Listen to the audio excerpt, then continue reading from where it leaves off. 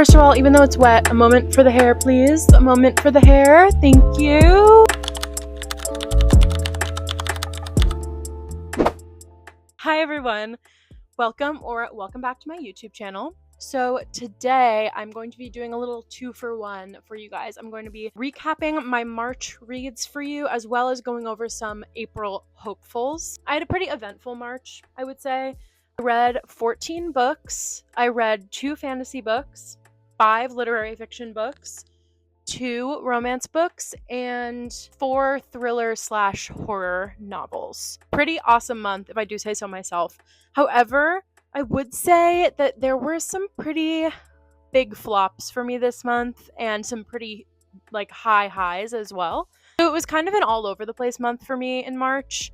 But I'm really excited for April. I'm really excited about my hopefuls, so I can't wait to share that with you. Yeah, without further ado, let's just get right into it. I will start with the genre that I read the most of. That would be literary fiction. The first one I have here is Milk Fed by Melissa Broder. I rated this 4 or 4.5 stars. I honestly still haven't decided. This is about a woman who is obsessed with her food intake and her weight gain, and she's inherited that from her mother. She is a queer Reform Jew, and she meets this Orthodox Jewish woman working at a frozen yogurt counter, and this woman sort of represents all things taboo to her, that being weight gain, sweet foods, and also sort of like the corruption of someone who is deeply religious.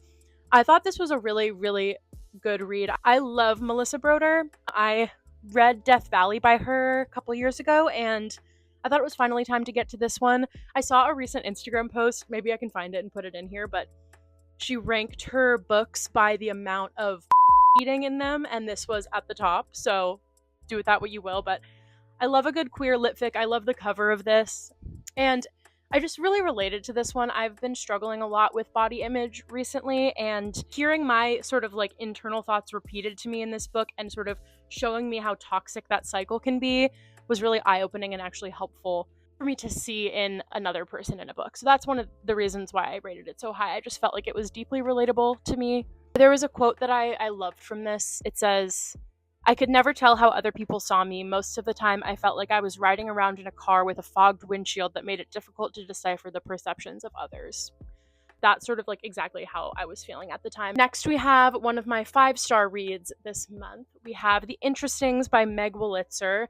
This is a modern classic type of literary fiction book and follows a friend group who meets at an art summer camp in the 70s, and it follows them all the way through to the early 2000s. Occupy Wall Street is sort of the last moment in this book, and it sort of just follows them on their journeys.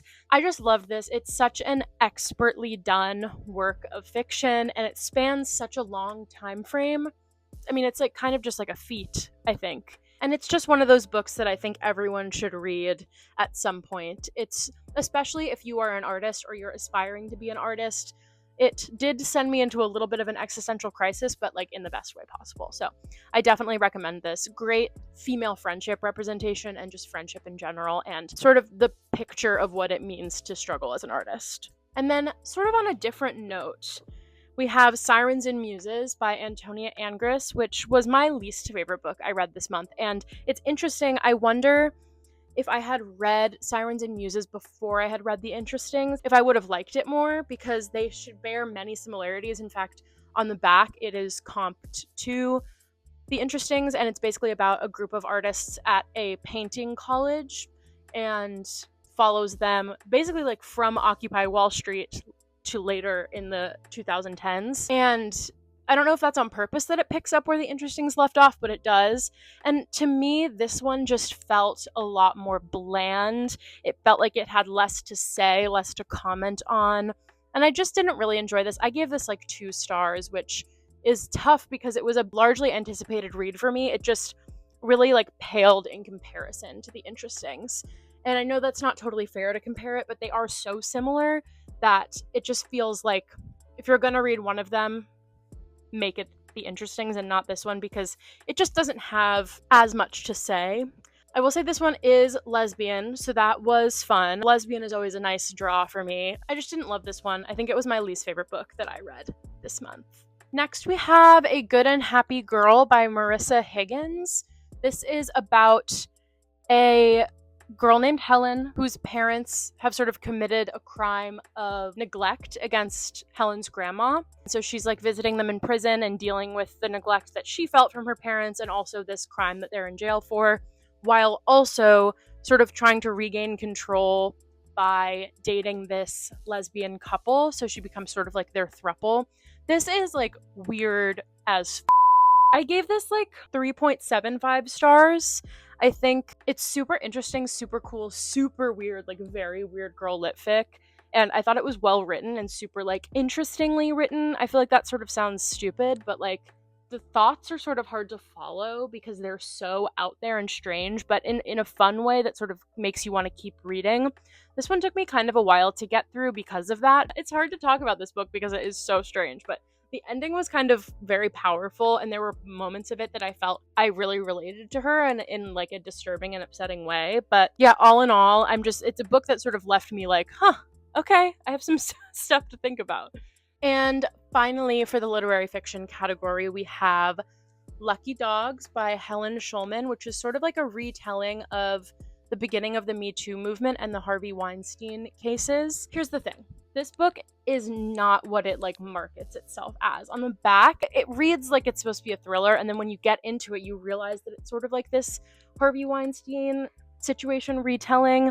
I rated this like also 2, maybe 2.5 stars. There were some parts of this that I think had merit. I just didn't really like it wasn't what I thought I was getting myself into, and I think if it was what I thought I was getting myself into, I might have liked it more. Yeah, it just didn't really feel like it was adding a ton to this conversation that has already been had. Like it didn't really feel like as much of a unique perspective as I would want it to be. So next I read The One by John Mars for my Sisterhood of the Traveling book club thing that I'm doing, and I gave that one like 3.5 stars. It was good. It's about this sort of like dystopian future where everyone is genetically matched to their perfect partner. And it's sort of like a Black Mirror episode reading it. But yeah, I liked it. I had a fun time. It entertained me. I read it in a day. It just wasn't like my favorite thriller dystopian thing that I've ever read. Similarly, with Carmilla, I finally read the Carmen Maria Machado edited version of this. I gave this like 3 stars purely because of Carmen Maria Machado. I think this is not my favorite classic that I've read by far. The illustrations in this book are kind of gorgeous, and I love that this edition has those, and I'm happy that I can say that I've read it because there are a lot of Carmilla retellings that I'm quite interested in getting to at some point, but it just definitely wasn't my favorite classic by any means that I've read. Next, I read Nestlings by Nat Cassidy, which is about a young couple that win a housing lottery in New York City, so it's kind of like an urban horror book, which I don't read a ton of. They win this housing lottery, they get to the housing, and things are not as they seem. This was a really, really good horror book. It was a little more like bug-centric than I would have liked. I kind of get the creeps from bugs, but I gave this like 3.75 stars. I'm realizing that I'm kind of picky with my thrillers because I've just like read so many of them at this point. I really need a thriller or a horror book to like do something to me, or like have a fun little unique twist. And this was really good. I just didn't quite feel like giving it that 4 stars. If you're squeamish about bugs like I am, maybe just like be wary of that going in. But otherwise, I had a great time with this. And now my top 2 thrillers of the month.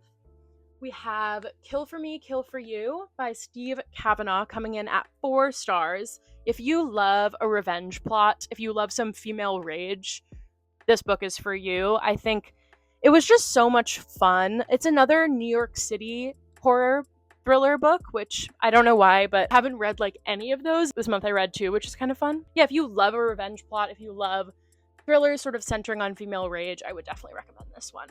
I don't want to give too much away because it's sort of, you think that the plot is going to be one thing and then it turns out to be another thing. And that whole surprise is kind of like the whole like point of this book, but definitely would recommend this thriller. It is a really good one. We have You Are Fatally Invited by Andy Plago. This book I gave 4.5 stars. This is one of my favorite recent thrillers that I have ever read, to be honest. It is so fun. It's sort of like a satirical take on a thriller, but it also uses the satire to like further the plot, if that makes sense.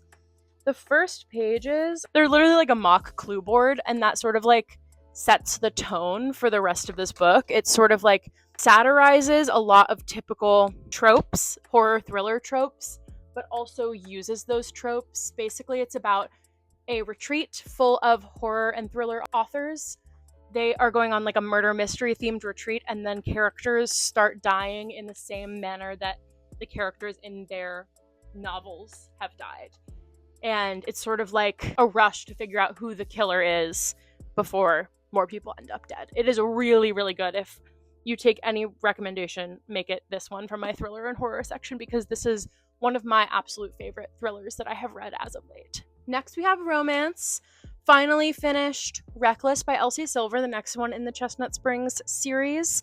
I listened to this on audio, which I think really helped me. I'm sort of like out of my cowboy moment. I was very much in it for the first 3, but I just like need to finish this series. I'm buddy reading them with my girlfriend, and we are going to do a long sit down video when we finish the series talking about each book and ranking each MMC and FMC, and so I really want to do that. But yeah, I had a lot of fun with this. Everyone knows what these are about, but an accidental pregnancy trope about Theo Silva, who is Rhett's bull riding like mentee, and Winter Hamilton, who is Summer from the first book's sister.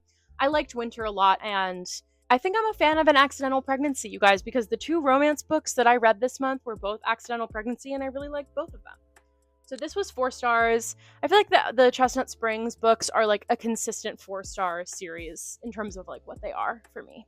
And then the ultimate accidental pregnancy book, Out on a Limb. I gave this 4.5 stars. This was such a sweet romance book. Again, I think everyone knows what this is about, but basically this is about Wynn, who has a small hand. She was born with a smaller hand, so she has a disability, and one night she meets a man who has a prosthetic leg, and the 2 of them just sort of hit it off immediately. Love the disability representation, love their banter. Like, this book is like the definition of banter. If you love banter like I do, 10 out of 10 would recommend. Definitely my favorite of the 2 romance books I read this month, and I don't want to give any spoilers, but the ending is just like makes my heart soar. And finally, we have fantasy. So I read The Ballad of Songbirds and Snakes, which I realized I hadn't read after I had already read the newer Hunger Games book, which I will talk about in a second. But I read this, gave it 4 stars, not my favorite in this series, probably actually my least favorite in this series, but good backstory. I had already seen the movie. I think I might have liked this more if I hadn't seen the movie before I read it, which I rarely do, but I did really like this. Again, I think everyone knows what this is about. This is just President Snow's backstory of when he was a mentor in the games, and he mentors a tribute named Lucy Gray Baird from District 12, and possible romance ensues between them. It's a great backstory, great prequel, but nowhere near as good as Sunrise on the Reaping. You guys, this book has done something to me that I don't know like if I've ever felt before. Every book I've read since this book has felt like whatever. Are you ever like reading and finishing books and you're like, I'm in a slump, like this is not fair to these books? That's how I feel after reading this.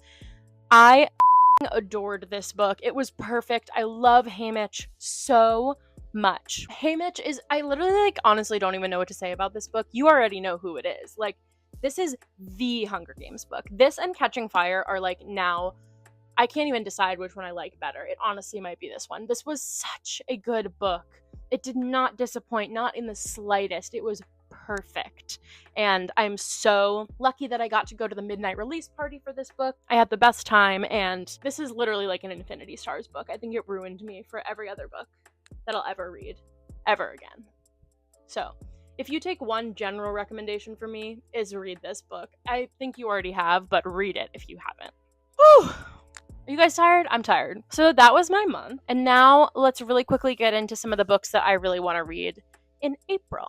Starting off with Kitten Tits by Holly Wilson. I don't know much about this book. I know it's a lit fic, and I know it is weird, and I've been sort of coveting this book for a while and holding off, but I think this is my month to read it. Next, we have Paula Hawkins' The Blue Hour, which is a horror thriller book, which I'm really excited to get to as well. I've heard amazing things about this. Of course, Hopeless by Elsie Silver, which I just need to finish this series, you guys. And I know that this one is like the most controversial of all of them, but I'm excited to form my own opinion. My Sister, the Serial Killer. I have been on such a thriller horror kick, and I can't believe I haven't read this one. I'm obsessed with the cover, and I just can't wait to get into this. So this might actually be my next read. We have Franny and Zoe, a classic. I want to, throw in some classics in there every once in a while. This is nice and short, and it's my mom's favorite book ever, and I promised her I would read it, so I'm going to. Next, we have In the Lives of Puppets by TJ Klune. I loved Under the Whispering Door by him, and I just want to get into more of his books. And finally, Legendborn. I feel like this will satisfy the lack of Hunger Games in my life, and all of my friends on Book Talk and Bookstagram are obsessed with this book, and I trust their tastes, so I'm excited to get into this, and I love the sprayed edges on this copy. So yeah, you guys, that is my little March wrap-up and April hopefuls. I hope you enjoyed. I hope you got some good book recs from this video, and I love to sit here and yap with my stacks of books. Like, comment, and subscribe because I am, in fact, a YouTuber now. And I will see you guys in the next one. Okay, bye!